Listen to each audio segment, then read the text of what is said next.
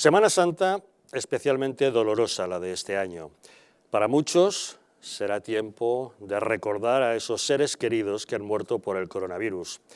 Quizá con sus oraciones tratad de hacerles ese homenaje que no pudieron en el momento de su fallecimiento.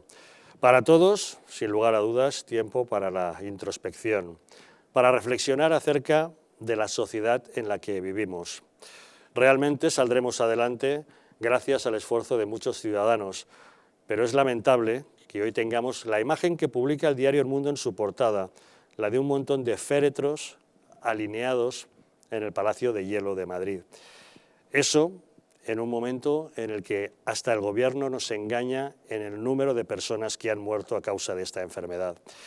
Ya vendrá el momento para exigir responsabilidades a los que, sabiéndolo, no tomaron las medidas adecuadas, a los que, teniendo información, no nos avisaron de la que se nos venía encima, a los que, teniendo la obligación, no supieron gestionar sus obligaciones de hacerse con material sanitario.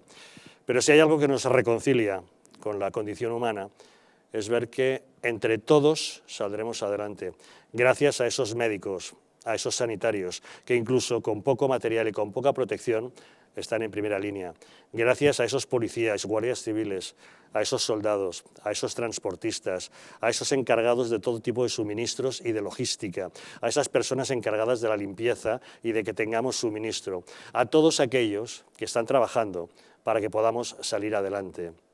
Semana Santa especialmente triste, la de este año, y que a nosotros nos tiene que hacer reflexionar acerca de muchas cosas. Bienvenidos a Los Intocables.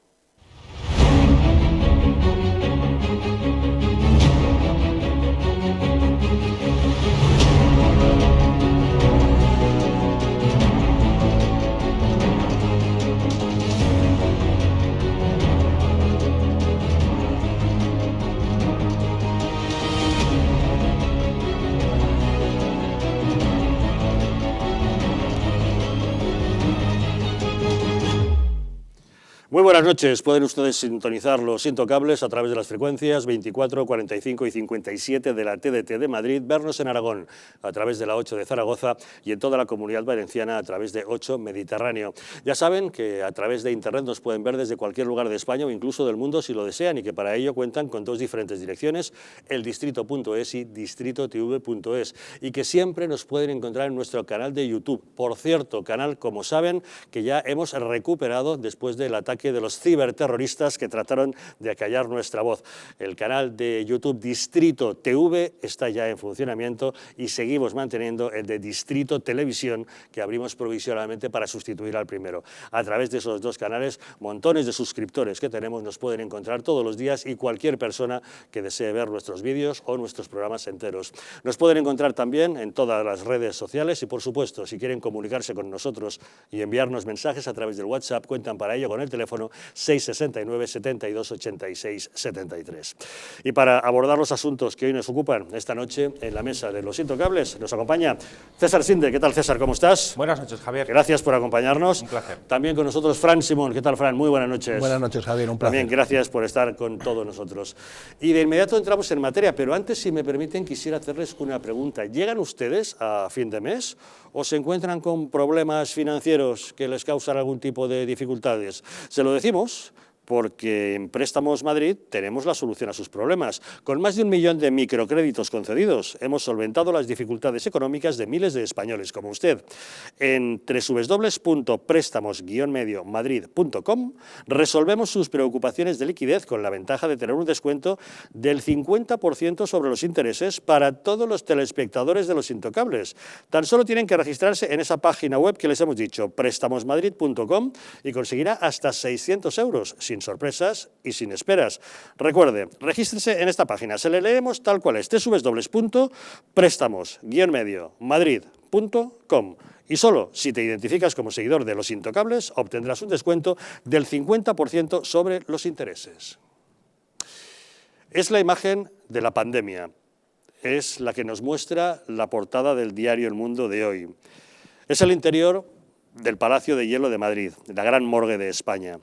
Ataúdes, decenas de cuerpos a los que nadie vela, esperan a 8 grados bajo cero su destino final. Es la primera imagen del interior del centro de ocio que ha sido habilitado para acoger cuerpos de los fallecidos por el coronavirus.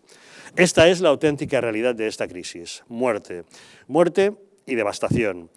Y un cambio, sin duda, en nuestra sociedad tal como la conocíamos hasta ahora. A fecha de hoy, 25º día de confinamiento, son ya más de 14.000 muertos. Eso, según cifras oficiales, pero todo hace pensar que sean más del doble. La sospecha nació en los servicios funerarios, demasiados fallecidos, más de los que decían las cifras oficiales, y se confirmó en Castilla-La Mancha al comparar el número oficial de muertes con el número de licencias de enterramiento, un número que fue destapado por el Tribunal Superior de Justicia de esa comunidad. El resto de comunidades vendrían detrás también para confirmarlo. El Gobierno ha dado la orden de que no se contabilicen como fallecimientos por coronavirus aquellas defunciones de personas a las que previamente no se hubiera diagnosticado COVID-19.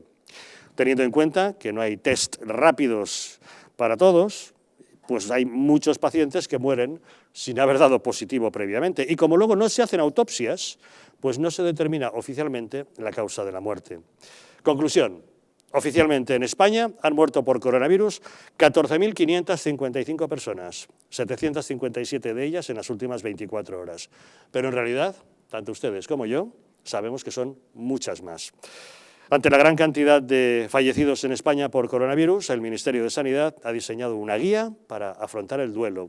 Se trata de consejos para familiares que han sufrido alguna pérdida, pero son tan peregrinos como: si crees que no merecía este final, piensa que ya ni siente ni padece.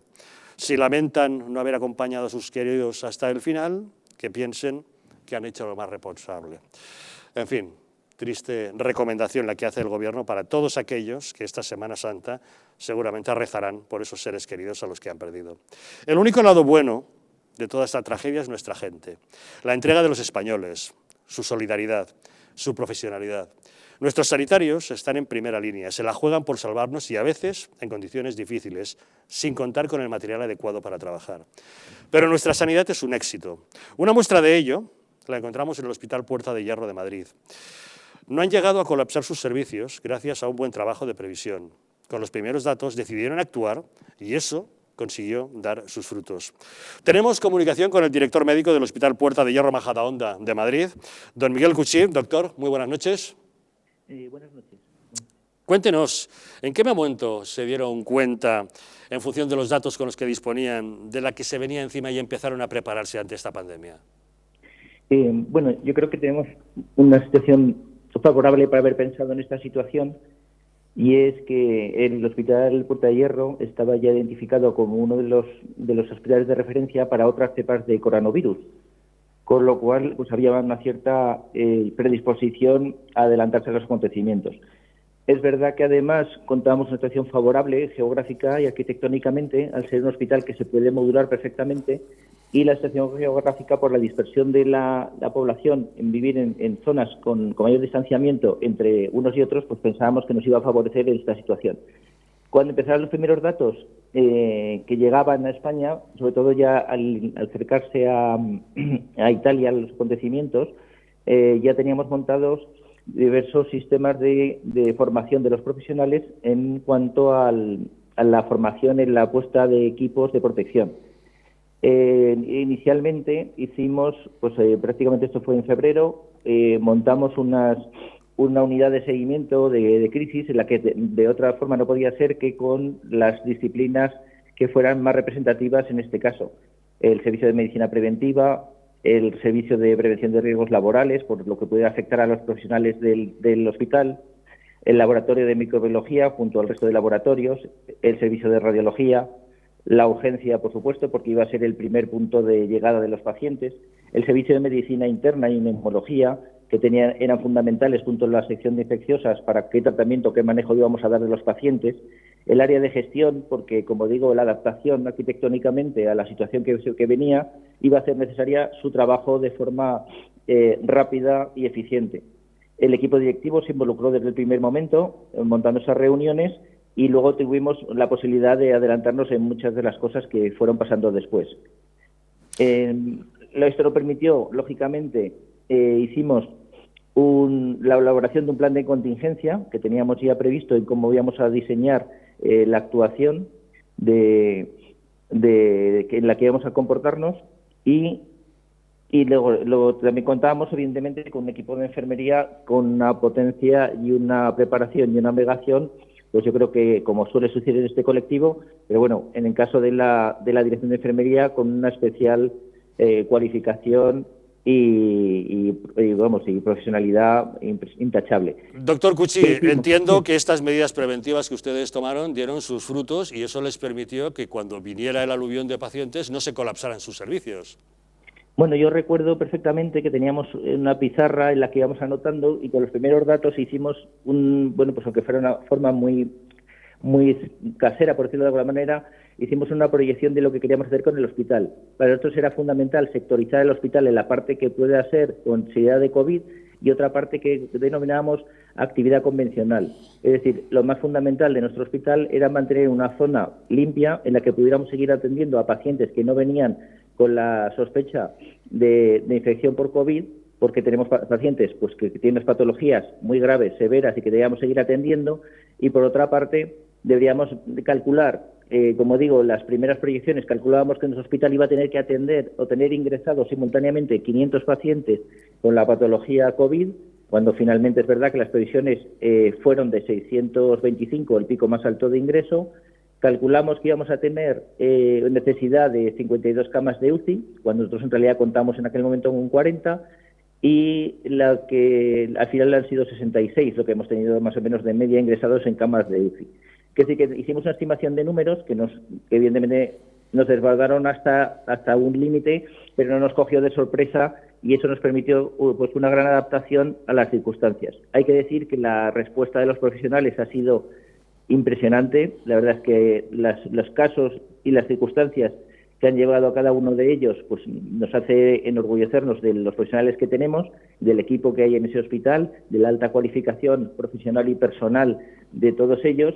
Tenemos, pues puedo decir algún ejemplo, pero no es por destacar, pero tenemos incluso cirujanos que se entiende que pueden ser especialidades en las que pudieran estar menos involucradas en este caso por la patología, de gran renombre, que se han puesto en primera línea de atención de los pacientes con COVID, ¿no?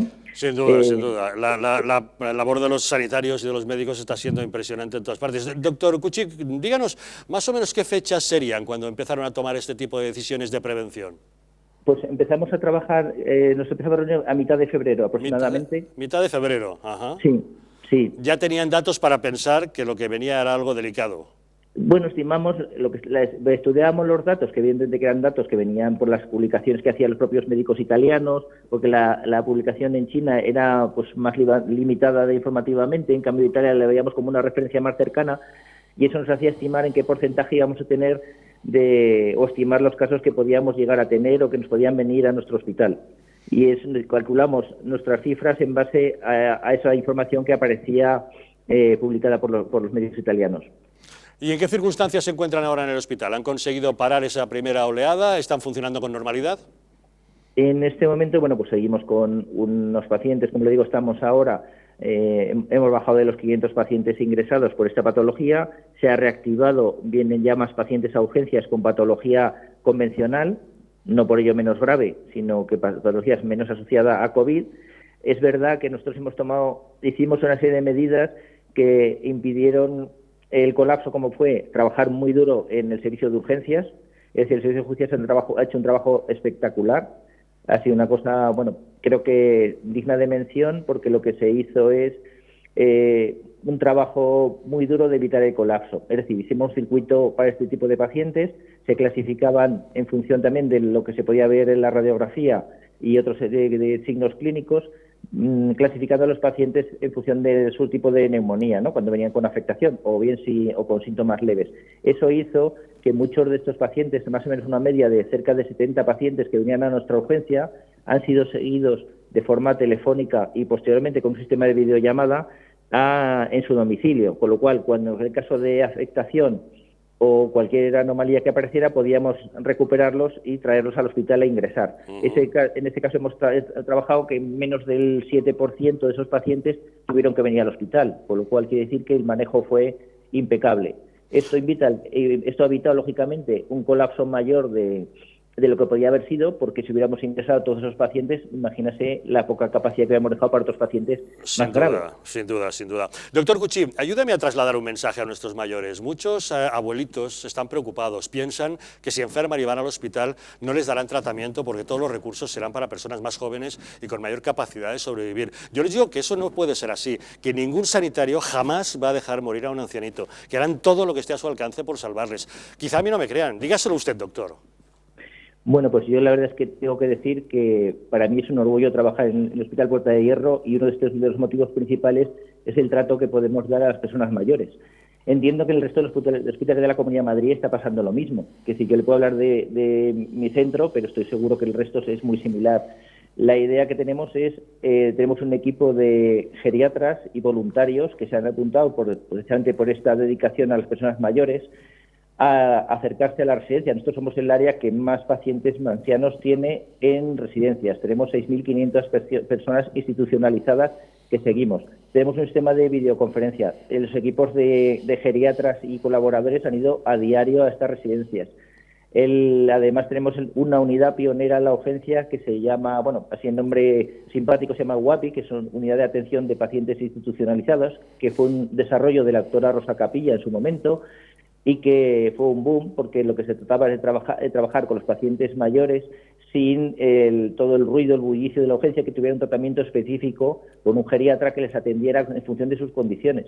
Entonces, el proceso o lo que pueda pasar con una persona mayor viene vinculada exclusivamente a lo que la patología, lógicamente por su condición de más fragilidad, puede afectarle, pero en ningún caso por la actitud terapéutica o la actitud que el médico de un hospital madrileño y concretamente de Puerta de Hierro puede hacer, porque entiendo que, igual que dimos hace poco, que salió en la prensa, pues una señora de 97 años que se iba a casa con su alta, hemos tenido otros muchos y he visto salir de otros muchos hospitales personas mayores. Pues que lo sepan nuestros abuelitos, que serán siempre bien atendidos. Doctor, en su hospital esta semana ustedes han estado coordinando un experimento utilizando plasma procedente de pacientes que ya habían sanado el COVID-19 para ver si podía tener efecto en pacientes en estado agudo. ¿Hay algo de eso? Sí. Tengo que reconocer que pues como una de las virtudes del hospital ha sido aprovechar pues un poco lo que hablamos siempre, lo que siempre a veces nos tildan en otros países de los españoles como somos de individualistas. En este caso lo que se ha utilizado es la creatividad y la capacidad de adaptabilidad de los diferentes profesionales para sacar proyectos como este. El servicio de hematología, el doctor Duarte y el servicio de farmacología están trabajando en este proyecto justo junto con el Instituto Carlos III. Y tenemos otro tipo de investigaciones desarrolladas conjuntamente, porque como digo, esto ha sido pues una cosa más de las más importantes y el aprendizaje quizá más importante a nivel profesional que podemos llevarnos es el trabajo multidisciplinar que se ha producido en los hospitales. Esto de forma de rutina pues sucede, pero de forma más aislada. En este momento podemos decir que yo creo que es un punto cualitativo y cuantitativo que debemos utilizar en el futuro para manejar los centros hospitalarios. Una pregunta, doctor, que no sé si me podrá contestar. ¿Un paciente que ha pasado y superado el COVID-19 queda inmunizado ante este virus? Parece que la tendencia es que al menos tiene una mayor capacidad de defensa. Sí, estamos ahora con los test famosos que estamos todos deseando que se incorporen, en los que miden las inmunoglobulinas y que te permite ver la situación frente al virus, de haberlo pasado o no. Hasta ahora las reinfecciones no tenemos constancia de ninguna, pero puede ser que haya alguna, pero un número muy pequeño. En la bibliografía china aparecía algún caso muy aislado, pero es verdad que una vez que has pasado, pues te da una inmunidad, por lo menos para esta cepa de este año. Creemos que puede ser una inmunidad que nos puede permitir, pues también a los profesionales que se incorporen tras esto, pues más tranquilidad, que aunque sigan con las medidas de protección, pues tengan una sensación de mayor tranquilidad a la hora de poder afrontar y ayudar al resto de pacientes. Y también le puede dar recorrido a ese experimento que han hecho ustedes con el plasma de pacientes ya sanados. Puede convertirse en algún tipo de suero para utilizar con los enfermos, ¿no?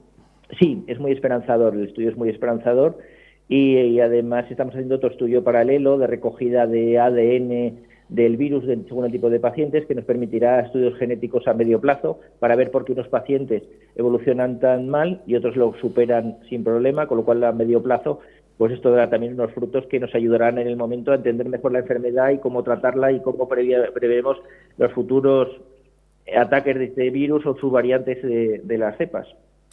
Don Miguel Cuchí, director médico del Hospital Puerta de Hierro Majadahonda de Madrid, enhorabuena por el trabajo que han estado haciendo allí, sobre todo por la previsión con la que tomaron sus medidas de prevención, y muchísimas gracias por contárnoslo y atender nuestra llamada.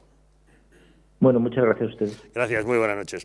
La verdad, Fran, es que hablar con personas como el doctor Cuchí es lo que decía antes, que te reconcilia con la condición humana. O sea, un profesional que a mediados de febrero, has escuchado, a mediados de febrero, con los datos que tenía ya de las publicaciones médicas, es decir, un hombre que no está en el gobierno, que no tiene acceso a secretos de Estado, sí, que tiene los boletines de la OMS y las circulares y tal, ya sabe la que se le viene encima y toma decisiones que después han salvado vidas. Pero el gobierno, mientras tanto, ¿dónde estaba? Organizando manifestaciones. Pues eso, mientras que... es que no sé cómo definir esto. Me reconcilia, como tú dices, me reconcilia con el humano, porque sé que hay gente, que yo he sido muy crítico, y con la sanidad madrileña también, y ver este ejemplo y de ese hospital, y de lo que se preocupan, y de lo que hacen, y el 15 de febrero... El 15 de febrero ya estaban montando toda esta batería y toda esta retahíla que la gente no lo ve, pero que, como dice, no ha hecho que no colapsen las urgencias, por ejemplo. Y dividir el hospital en sectores para que la gente que tenga un infarto pueda ir y no tenga que... Sí, para poder trabajar. En el momento en que entra un paciente por la puerta, saber dónde verlo. Aquí, allí, eso es. Que no haya descontrol. Exacto. Eso es un trabajo previo. Se hace con papel y lápiz, que se dice tú aquí, tú allá. ¿Has visto, y eso lo hicieron ellos el 15 de febrero. ¿Has visto que decía, me ha dicho un dato que en base a los datos de Italia calcularon las UBIs que iban a necesitar y tenían 50, creo que ha dicho, y sabían que iban a tener 60. Eso lo tenía que haber hecho el gobierno, el Ministerio de Sanidad. Eso lo tenían que haber hecho todos. Gracias a Dios que existe gente como este señor que por lo menos a los que les toque ese hospital pueden estar seguros. O sea, el seguimiento que hace, ya no lo ha contado, a la gente mayor, el seguimiento que les está haciendo, que no dejan a un señor, a una persona mayor atrás para nada. O sea, todo esto me hace sentirme orgulloso de ser humano y ser español. Espero y deseo que las autoridades, cuando esto pase, a la gente que ha funcionado así, en contra de cómo han funcionado otros, les premien, sobre todo los políticos responsables, ¿no? César. Pues yo creo que esto viene a demostrar una vez más que en España tenemos, gracias a Dios, excelentes profesionales y expertos en las diferentes materias, pero tenemos una nefasta y yo diría incluso criminal dirección política en el gobierno central de la nación, que es el que está invalidando o el que no está aprovechando todo ese caudal de profesionalidad y de excelencia en el trabajo que tenemos en España. Y lo estamos viendo a diario.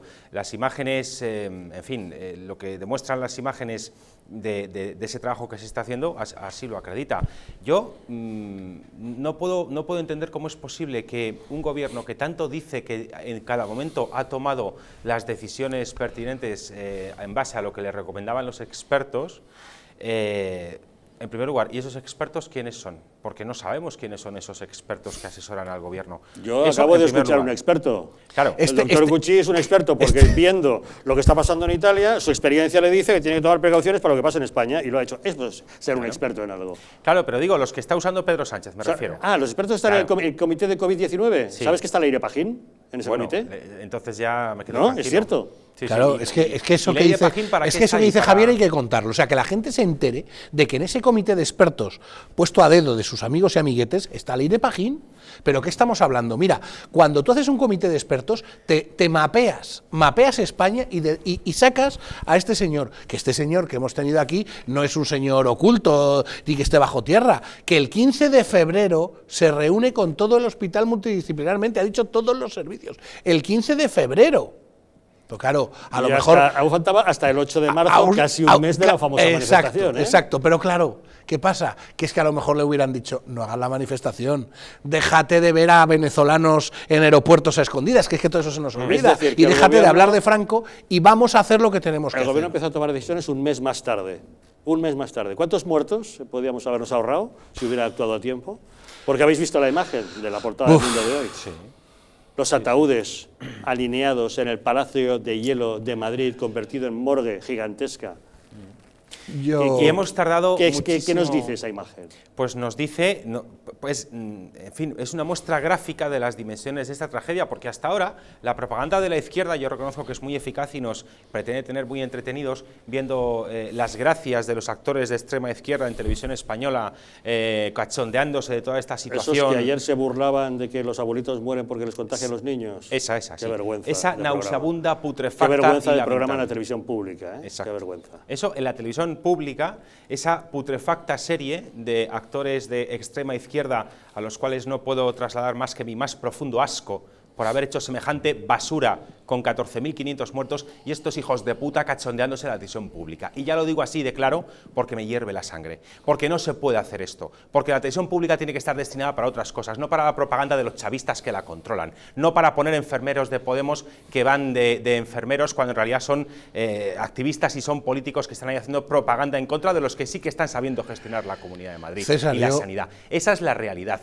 Y en otras ocasiones hemos visto fotografías, y yo creo que hay que verlas, de las consecuencias de las tragedias o de los atentados terroristas o de cualquier otra cosa. Yo como periodista creo en la libertad de información y a mí me parece excelentemente bien lo que ha hecho El Mundo sacando esa fotografía en portada, claro que sí, porque a la gente no hay que tenerla anestesiada aplaudiendo en los balcones y luego viendo la basura de propaganda chavista en televisión española. A la gente lo que hay que hacer es decirle la verdad y decirle las consecuencias de lo que se está viviendo. ¿Y qué os parece que el gobierno nos mienta acerca del número de muertos? Bueno, varias cosas.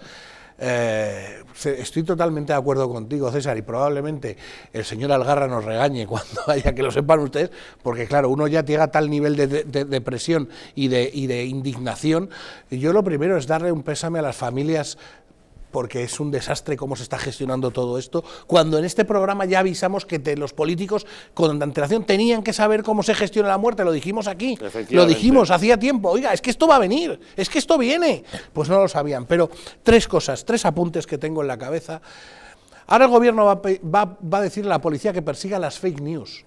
Bueno, que policías váyanse a las ruedas de prensa de la Moncloa y detengan a los que están generando esas fake news y esas malas noticias, que son esos políticos. 2, el coronavirus es igual para todo el mundo. Esto no distingue a nadie. Lo que sí que distingue es la gestión del coronavirus. ¿Cuántos muertos por millón tenemos en España y cuántos tienen en el resto del mundo? Díganselo, eso que lo diga Televisión Española y que lo diga La Sexta y todos estos que cobran y están a la mamandurria. Somos el país con más muertos por millón. Somos los peores gestionados y esto es una vergüenza y es un insulto a la dignidad humana. Lo que vemos ahí, cadáveres en el suelo, en el Príncipe de Asturias creo que ha sido, ¿verdad? O sea, esto es una vergüenza. Si uno de mis familiares estuviera ahí, yo me iba con un látigo a darles a estos. Con un látigo, porque no tienen otro nombre. Y espero que después de todo esto lo que haya sean unas elecciones, que no nos merecemos tener a esta gentuza, y no nos merecemos a los mentirosos, y a los rojos progres que les están pagando una pasta por reírse de los niños y de los adultos de este país, y de las personas mayores. Respeto, que no lo habéis conocido ni en vuestras propias familias, malnacidos. Y ya no, perdonadme por el lenguaje que estoy... No, pero yo es que ya creo que llegados ya a este punto con 14.555 personas fallecidas, yo creo que los eufemismos y la corrección política que se vaya, en fin, a freír espárragos, por no decir otra cosa más gráfica, porque yo creo que es hora de hablar claro. Y estamos ya en un estado de ineficacia tal que está provocando la muerte de muchas más personas en todos los ámbitos. Y aquí ya no vale entrar en el debate de si esto es competencia de X o de Y, porque hay cosas que están muy claras que siempre ha sido competencia del Gobierno central, o mejor dicho, incompetencia del Gobierno central, y que siempre ha estado mal gestionado desde el principio. Por ejemplo, proveer de los medios de trabajo adecuados a la Policía Nacional y a la Guardia Civil, porque este gobierno trilero socialcomunista lo que hace es decir, no, es que si las comunidades autónomas, que si es culpa suya, que si no es culpa nuestra, que si no es que... Oiga, la Policía y la Guardia Civil es incompetencia suya, visto los resultados, y los tiene usted sin equipamiento suficiente, sin mascarillas, y ahora ya estamos viendo incluso imágenes de muchos policías que lo están subiendo a redes, de la basura de mascarillas que se rompen con tocarlas que les está dando el señor La Marosa. verdad es que la gran pregunta es ¿cuántas muertes se podían haber evitado si el gobierno hubiera hecho bien las cosas? No lo sabemos, no lo sabemos. Si el gobierno hubiera tenido prevención, no hubiera convocado actos multitudinarios, hubiera comprado material sanitario, hubiera dotado ese material a los sanitarios y a los policías, hubiera tomado decisiones antes y a lo mejor también evitaban este colapso de féretros que tienen ahora. La verdad es que el gobierno gobierno quiso arrogarse con todos los poderes a través de ese decreto del estado de alarma, se quiso convertir en la gran autoridad y lo es. Y aquí está la demostración de lo que está haciendo. Y la oposición le echa en cara que encima tiene cerrado el Parlamento para no dar explicaciones. Bueno, mañana tendrá que abrirlo, aunque sea parcialmente, para tratar de que se aprueben esas nuevas medidas que va decretando y que va aprobando en su Consejo de Ministros. Pero la verdad es que la oposición se le echa encima diciendo que es una especie de golpe de Estado. Ha atesorado el poder, lo utiliza para tener poderes absolutos y no pide consejo a nadie y no consulta con nadie. La verdad es que debería hacerlo. De eso vamos a hablar de inmediato, después de una pausa, de cómo está gestionando el gobierno de Pedro Sánchez y Pablo Iglesias esta crisis nacional.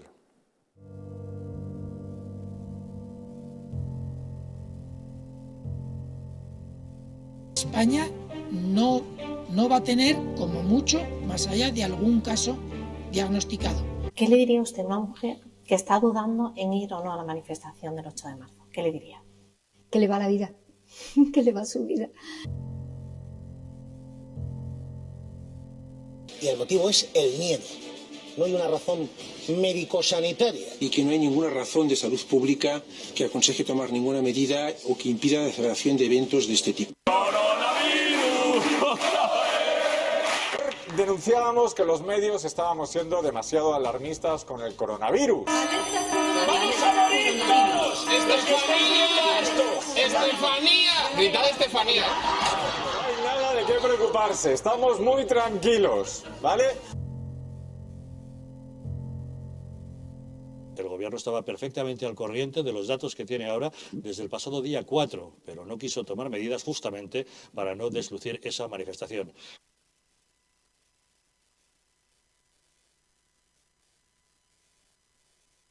Para que no se vuelva a repetir, colabora con nosotros y lucharemos por ti.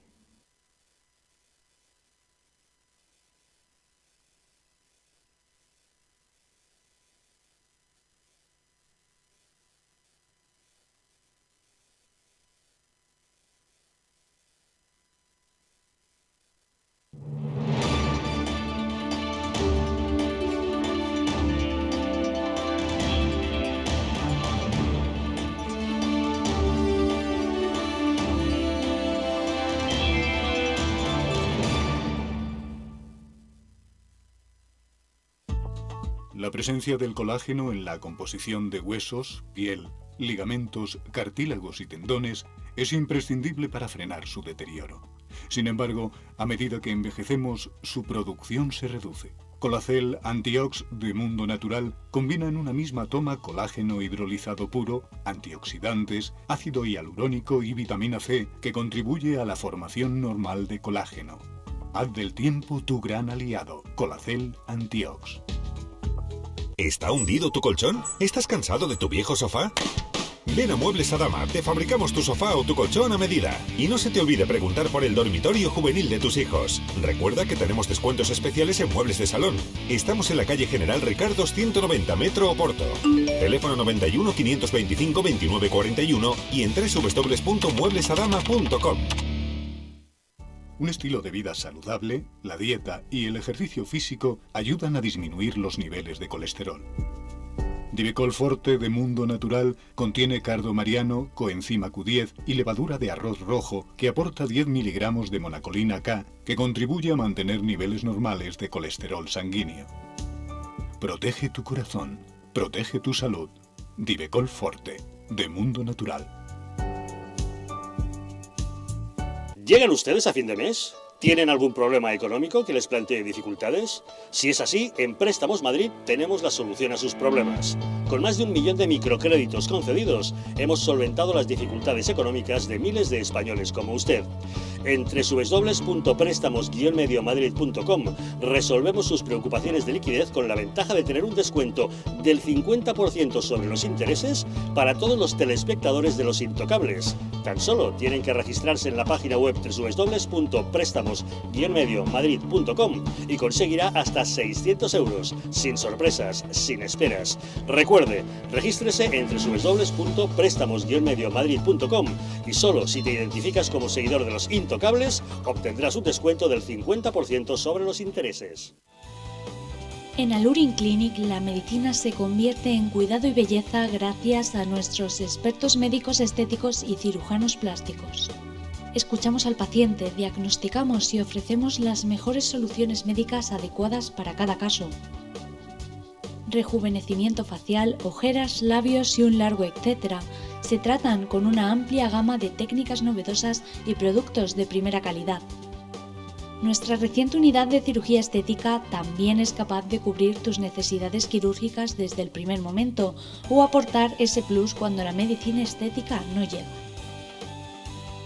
Consúltanos acerca de la pérdida de peso bajo control médico, porque realmente nuestros pacientes son especiales para nosotros. En Alurin Clinic encontrarás cómo llegar a tu mejor yo. Un auténtico templo de la cocina asturiana en la capital de España. Un restaurante para toda la familia y todo tipo de eventos, con salones privados y hasta una mesa imperial para 32 comensales. La tradicional fabada, las faves con almejas, sus espectaculares verdinas, esas pequeñas alubias de color verde esmeralda tan suaves al paladar, el impresionante cachopo o el pote asturiano. Pero también los mejores pescados, como la merluza a la sidra con manzana y almejas o el salmón del Sella a la parrilla. Las mejores carnes y de postre, el arroz con leche con su costra de caramelo o los frijuelos rellenos de crema sobre salsa de chocolate caliente. Y como aperitivo, ese bollito horneado relleno de chorizo asturiano. Restaurante Ferreiro, el paraíso de la cocina asturiana, en la calle Aviador Zorita 32 de Madrid.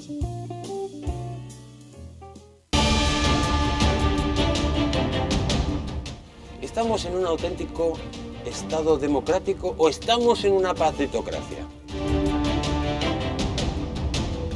Porque este programa se hace para ustedes.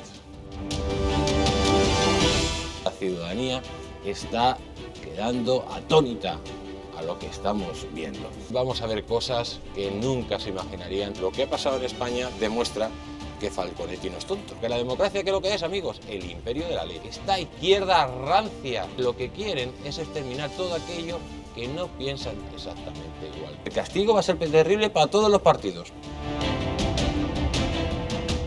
Recuerden que no les engañen, porque la verdadera libertad consiste en estar bien informados.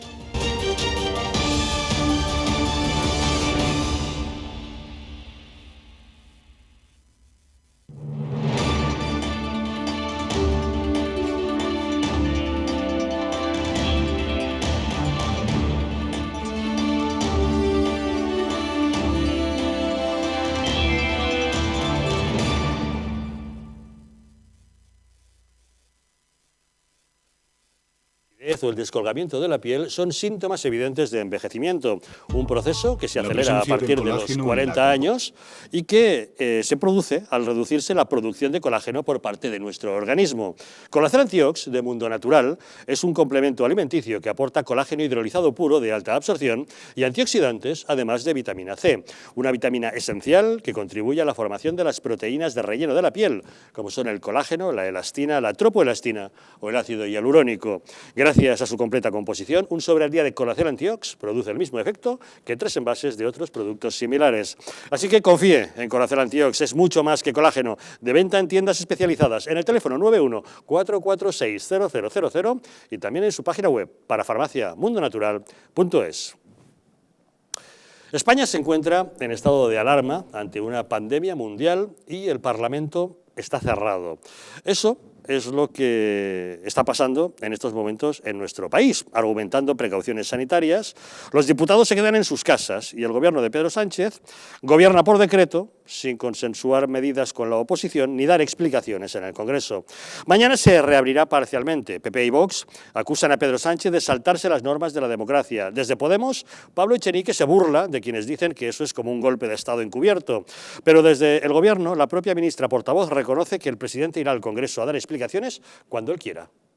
Ha sido una victoria de la presión democrática del Partido Popular en defensa de los derechos democráticos de todos. Para denunciar la flagrante vulneración de los derechos fundamentales de todos los diputados, incluidos los que lo han consentido. Ni golpe de Estado y amordazamiento de la oposición, ni tampoco victoria de la democracia.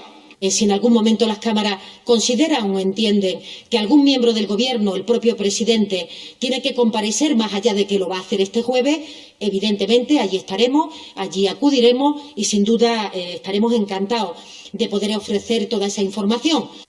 Con la que tenemos en España, con esta pandemia mundial, con esta crisis nacional y este politiqueo de que el gobierno hace lo que quiere, no le da cancha a la oposición ha tenido que reclamar, dice es una victoria para la democracia, y los de Podemos burlándose, diciendo que ni victoria para la democracia y nada, que esto no es ningún tipo de golpe de Estado.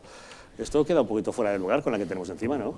Claro, es que según los de Unidas Pandemias, como se les llama ahora, los golpes de Estado solamente lo da la derecha, ellos no.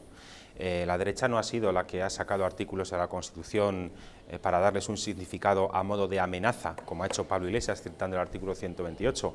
La oposición lo único que está pidiendo es que, puesto que el gobierno tiene poderes especiales, pues que debería dar explicaciones especiales de su especial también incompetencia, por cierto. Pero claro, es que este gobierno, yo esta mañana he estado siguiendo un poco la comparecencia del filósofo Illa, que era la cuota del PSC en el gobierno de Pedro Sánchez, y le pusieron de ministro de Sanidad, y claro, este inútil teniendo que gestionar semejante pandemia, pues así se está viendo lo que se está viendo, ¿no?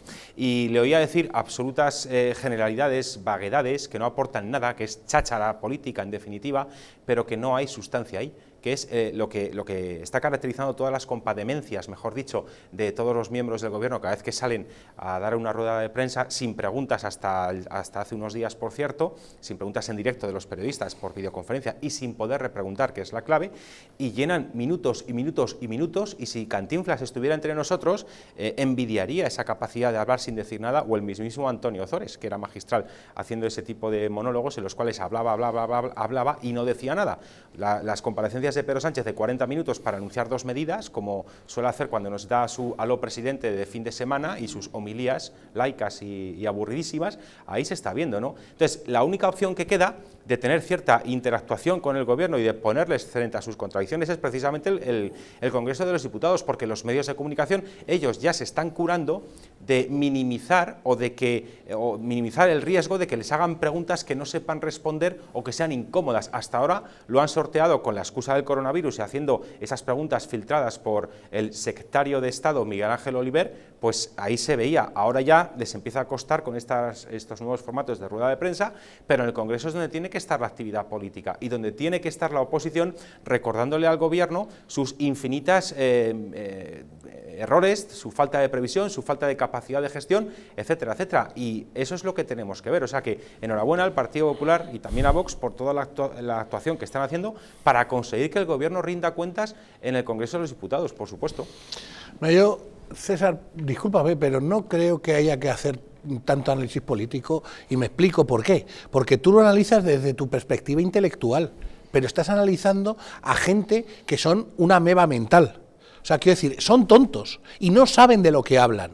Punto, no hay más. Entonces, cuando tú eres tonto, yo el otro día lo decía aquí, oye, pregúntame sobre qué va a pasar mañana. Y lo primero que digo es, o pregúntame sobre, que el otro día me lo pasaron, además, oye, ¿sobre qué horas llega a tu casa? Pues lo primero que quiero dar son las gracias a los señores que están en los bares, luego a los señores que no sé qué, también quiero dar las gracias a las fuerzas y cuerpos de seguridad del Estado. Oiga, que le he preguntado otra cosa. Que me han permitido llegar sano y salvo a mi casa, evidentemente.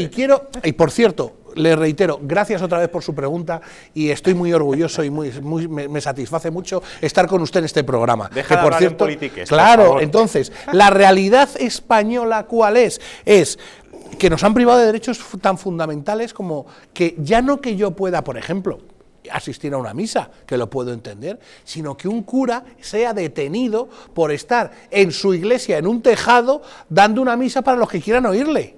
Esto es una vergüenza. Eso es lo que hemos conseguido con esto. Eso es lo que ha conseguido Pedro Sánchez y sus amigos. Por ejemplo, que se prohíba eso, y eso es un saltarse la Constitución, pero vamos, una vergüenza, que yo no puedo dar misa, que yo no puedo bendecir, o sea, esto es tremendo, ya no puedes enterrar a tus seres queridos, no puedes ir a misa, pero es que no solo eso, en el ámbito económico, las cifras de los ERTES, tanto que nos han dicho y que nos han mentido, en España se han presentado 446.000 ERTES, en líneas generales. ERTE, que lo sepa la gente, es lo que presenta la empresa. Esa empresa tiene unos cuantos trabajadores. Es que eso, repercutido a trabajadores, son 3.140.000 trabajadores. Pero los que se van a la calle. Fran, como diría Entonces, la ministra del Paro, recuérdalo, los ERTEs no son parados. No, hombre. Si lo entendemos. A ver si consigo claro, explicarlo. a ver si nos entendemos. No son parados. Claro, a ver si nos entendemos también. La respuesta es, evidentemente toda la gente que está con un ERTE en su casa está currando. Eso es obvio, ¿no? Ah, no, pero si resulta que no están trabajando, que cobran del paro. Pero qué tontería, hombre, es que no lo entendéis. Sí, es que el problema es que no lo entendéis. Gente que no trabaja y que cobra del paro no son parados. Son, no sé, es... Ah, bueno, claro, le ponemos otro nombre para decir que no es lo que es. Tengo entendido que es verdad. El procedimiento de ERTEs los ideó Fátima Báñez, ¿no? Tengo entendido. Eso parece, eso parece.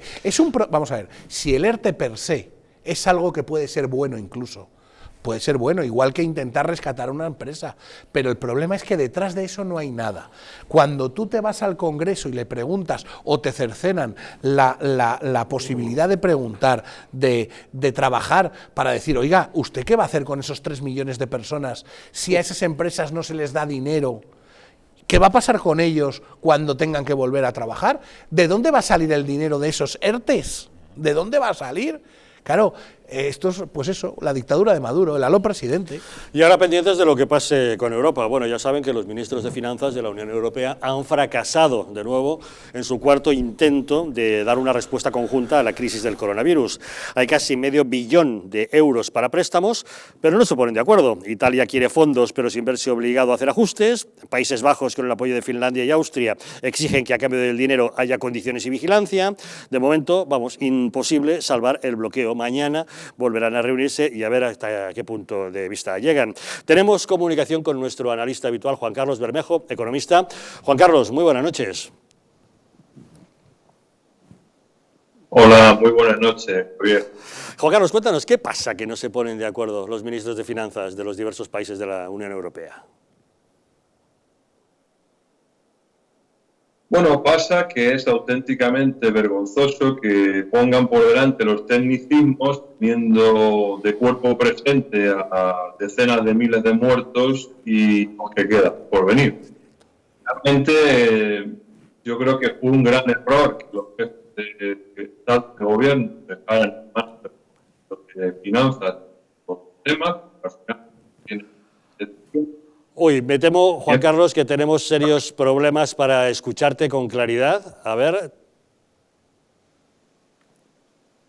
Sí, Javier, ¿me escuchas ahora? A ver, sí, por favor. Sí, te decía que es una auténtica vergüenza que teniendo decenas de miles de muertos de cuerpo presente y los que vienen a continuación, no sean capaces de ponerse de acuerdo, ¿no? Esto lo que demuestra es que hoy Europa es más una utopía que una unión, ¿no? Y realmente están, digamos, perdiendo el tiempo en tecnicismo, cuando realmente aquí lo que hay que aplicar es la política. Aquí la política, esto es un tema de solidaridad, y aquí lo que hay que hacer es aplicar las medidas económicas para paliar la crisis, que no es. Pero, Juan Carlos, en principio parece razonable que algunos países del norte de Europa vean con dificultad que se dé dinero a países como España o como Italia, que no hacen los deberes, que no cumplen sus objetivos de déficit, que incrementan el gasto y que con un gobierno como el español, en el que se apuesta mucho por ese gasto social, porque es un gobierno muy de izquierdas, claro, que le pidan condiciones. ¿No crees que es lógico que mantengan esas reticencias? Y te pedimos que hables despacito porque creo que te entendemos mejor así con la conexión. Dinos. Bien, lo que tú señalas es totalmente razonable. Tienes delante a una persona que ha denunciado y se ha carteado con toda la Comisión Europea la falsificación de la contabilidad española y de las cuentas públicas. Eso es cierto, pero a día de hoy, que yo sepa, España, según la Comisión Europea, estaba cumpliendo con los gastos de gestión. Por lo tanto, únicamente no hay nada que reseñar, que reprochar tanto a Italia como a España. Y no nos olvidemos de Francia, que Francia está demandando elecciones. No hay nada que reprochar a estos países en lo que refiere al cumplimiento del pacto de estabilidad. Juan Carlos, creo que vamos a despedir esta comunicación que nos está dando algunos problemas. De todos modos, te emplazamos para que en una próxima ocasión podamos hablarlo con muchísima más calma. Muchísimas gracias por habernos atendido. Un placer. Hasta luego, muy buenas noches. A ver, Fran, bueno, nos lo estaba contando Juan Carlos, efectivamente, que la dificultad de los países de Europa de ponerse de acuerdo para ver cómo se rescata a otros socios que son más perezosos a la hora de hacer los deberes, ¿no? Claro, o sea, vamos a ver, aquí hay dos tendencias en Europa. A mí pensar y decir que Europa te deja tirado, hombre, vamos a ver, Europa lo que sabe de España y de Italia, pero bueno, vamos a hablar de España, centrarnos en España, es que cuando hemos tenido la necesidad de generar más deuda y eso, meterlo en el sistema, pues ha ido bien. Pero cuando hemos tenido dinero para rebajar esa presión sobre la deuda, no lo hemos hecho. Es decir, esto es que ha seguido la fiesta y que siga la fiesta. Entonces, ¿qué sucede? Sucede que cuando Europa y los países del norte en concreto ven que hay una mala gestión política del dinero, pues no se fían. Pues no se fían. Me explico. Antes estábamos hablando de que Facua, por ejemplo, tiene subvenciones en 2019 por 800.000 euros. Esto es muy difícil de hacérselo entender por parte del gobierno central. Luego están las comunidades, que ahora César me apuntará seguro. Esto es muy difícil hacérselo entender un alemán. Es que no lo entiende. Es que no entiende cómo puede haber tantos miles de millones en subvenciones cuando lo que hay que hacer es restar gasto público. Entonces ahora, cuando le vamos a pedir más dinero... Un alemán seguramente no entiende por qué en España los sindicatos están subvencionados por el Estado, cuando en Alemania los sindicatos más poderosos que existen en toda Europa son los alemanes, se financian con las cuotas de los trabajadores. Claro, es que eso no se lo puedes decir a un alemán, a un luxemburgués, Claro, por eso, entre otras cosas, los ingleses se han ido de Europa. No de Europa me refiero a la Unión Europea. Entonces, claro, estas cosas, cuando se habla, yo he hablado con colegas míos, además del Banco Central, y me dicen, Fran, si aquí no hay ningún problema en que España ponga una renta básica, si está puesto en todos los países, es que el concepto no es dejar a nadie atrás. Fran, si es que no hay ningún problema en que demos dinero a las empresas. No, no lo hay, y de hecho probablemente la línea vaya por ahí. Pero claro, es que la gente no se fía de estos chapuzas en el gobierno. Durante muchos años España ha estado viviendo de la mamandurria y ahora que lo necesitamos de verdad, pues la gente no se fía. Es que viene el lobo, ha venido el lobo y ahora te dicen, oye, ¿y qué va a hacer? Y yo tengo 4 medidas que serían básicas. Una, y fíjate que va en contra de mi religión, pero es verdad que hay que poner una renta básica y no dejar atrás a nadie, ¿vale? 2, gasto directo del Estado. El Estado tiene que gastarse dinero en que la gente trabaje, pero en que la gente trabaje de manera productiva, no en donarlo a sus colegas, que son cosas diferentes. 3, préstamos a las empresas, que es lo que se pide Europa. Chútale dinero a las empresas y que esto. Y luego hay que llegar el dinero a la gente, le tiene que llegar. Y a mí cuando me dicen, es que si le das dinero a la gente se va a ir al bar a gastárselo, que vaya al bar y se lo gaste. Claro. Que vaya al bar y se lo gaste. Que también mueve el sector. Claro, claro, si lo que necesitamos es... Pero el problema es que estas medidas tú las puedes discutir y plantear de una manera intelectual. ¿Qué sucede? Que en Europa no se plantean porque no te creen. No creen que en España haya nadie que... Y a Nadia Calviño, que conoce muy bien Europa, se lo han dicho y me consta que se lo han dicho. No, nos fiamos de vuestro presidente. Y entonces Europa dice, por ejemplo... Yo le doy dinero, pero le pondré una serie de condiciones de ajuste. Y va a Italia y dice, no, si me va a poner condiciones no quiero. Claro. ¿Pero eso qué es? Pero claro, tú imagínate a un austriaco, a un alemán o a un luxemburgués dando dinero a España para que se lo den a Maduro. Pero tú lo ves. Pues claro, pues no lo van a hacer.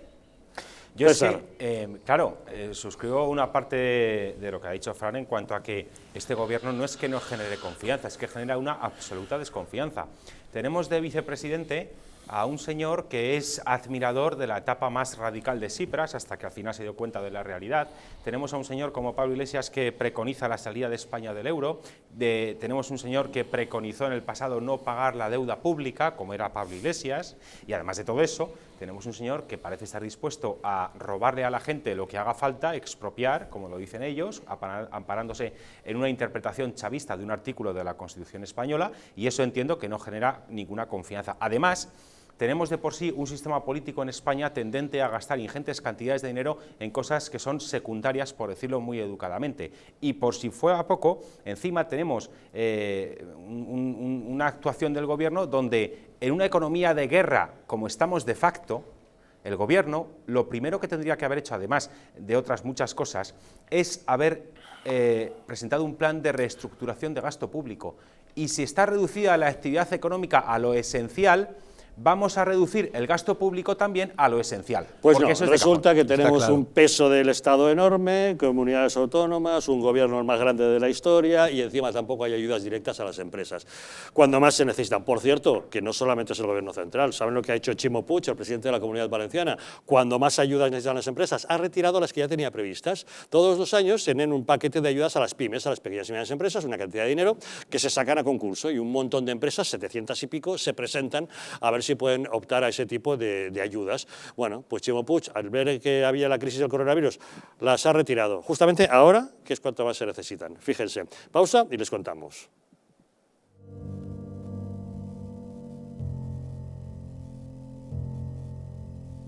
España no va a tener, como mucho, más allá de algún caso diagnosticado.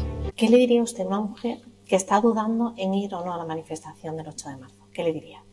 Que le va la vida, que le va su vida. Y el motivo es el miedo. No hay una razón médico-sanitaria. Y que no hay ninguna razón de salud pública que aconseje tomar ninguna medida o que impida la celebración de eventos de este tipo. Denunciábamos que los medios estábamos siendo demasiado alarmistas con el coronavirus. ¡Vamos a morir todos! ¡Estefanía! ¡Estefanía! ¡Gritad Estefanía! No hay nada de qué preocuparse, estamos muy tranquilos, ¿vale? El gobierno estaba perfectamente al corriente de los datos que tiene ahora desde el pasado día 4, pero no quiso tomar medidas justamente para no deslucir esa manifestación.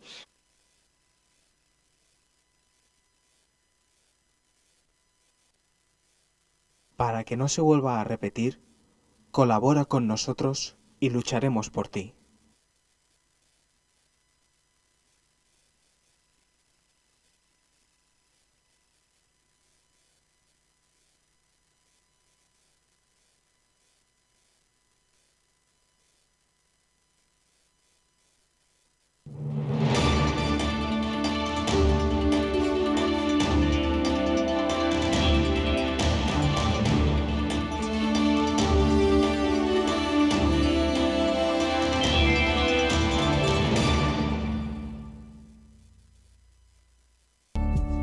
El cuidado de la flora intestinal es esencial para el bienestar digestivo, el metabolismo y el sistema inmunitario. La combinación de prebióticos y probióticos de Symbioline Megaflora, con 2 mezclas estandarizadas de LA5 y BB12, aporta más de 35 billones de microorganismos vivos. Y la vitamina B6 contribuye al metabolismo energético normal. Symbioline Megaflora, de Mundo Natural. ¿Está hundido tu colchón? ¿Estás cansado de tu viejo sofá? Ven a Muebles Adama, te fabricamos tu sofá o tu colchón a medida. Y no se te olvide preguntar por el dormitorio juvenil de tus hijos. Recuerda que tenemos descuentos especiales en muebles de salón. Estamos en la calle General Ricardos 190, Metro Oporto. Teléfono 91 525 2941 y en www.mueblesadama.com. El estrés, la ansiedad y un ritmo acelerado de vida influyen de forma directa en la calidad de nuestro sueño. Calm Plus, de Mundo Natural, es una combinación de aminoácidos esenciales como el L-triptófano, precursor de la serotonina, y la vitamina B6, que contribuye al funcionamiento normal del sistema nervioso y a disminuir el cansancio y la fatiga. Vive con tranquilidad. Calm Plus, de Mundo Natural.